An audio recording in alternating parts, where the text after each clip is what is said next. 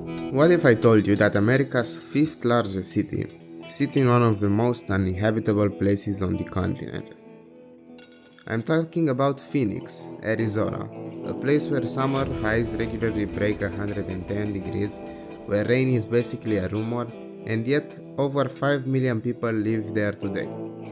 So, why on earth did anyone think this was a good idea?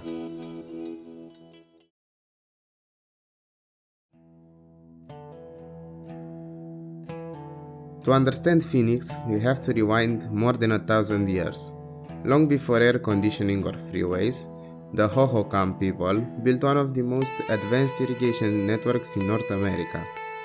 Imagine hundreds of miles of canals carved into the desert, channeling precious water from the Salt and Gila rivers. This wasn't just survival, it was a thriving civilization in the middle of nowhere. But here's the twist. By around 1450, the Hohokam disappeared. Scholars debate why.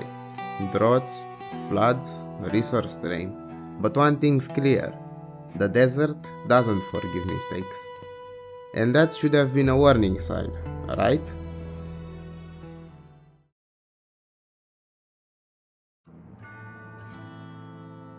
Fast forward to the late 1800s. Settlers arrive, stumble on these ancient canals, and basically go, hey, free infrastructure.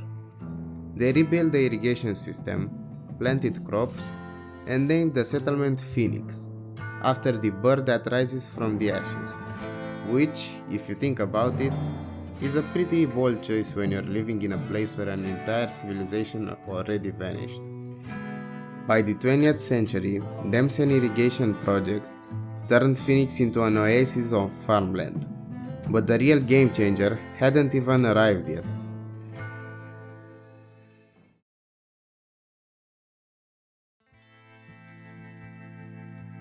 Enter air conditioning. After World War II, AC units spread across the US, and suddenly, Phoenix went from death trap to retirement paradise. Add in massive federal water projects like the Central Arizona Project, piping water hundreds of miles from the Colorado River, and you've got the recipe for explosive growth. Basically, Phoenix ran on two fuels, borrowed water and cold air. And for a while, it worked. By the 1970s, Phoenix was one of the fastest growing cities in America. But here's where things start to get dicey.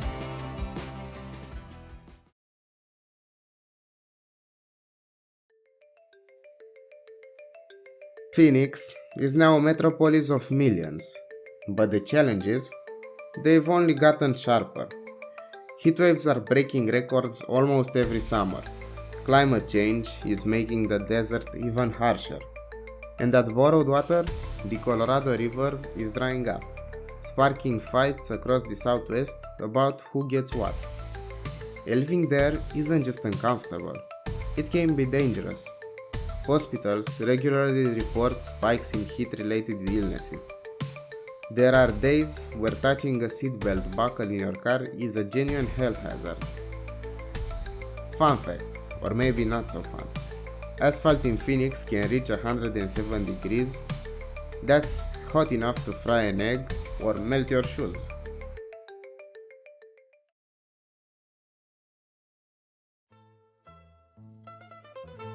So, can Phoenix survive long term? Maybe. Tech innovations, water recycling, and stricter conservation could keep the city alive. But its growth model, millions of people living in a place with almost no water, feels like a high-stakes gamble. And remember the Hohokam? They built an empire here once, and eventually, the desert won. So, Phoenix is a modern miracle, but also a warning.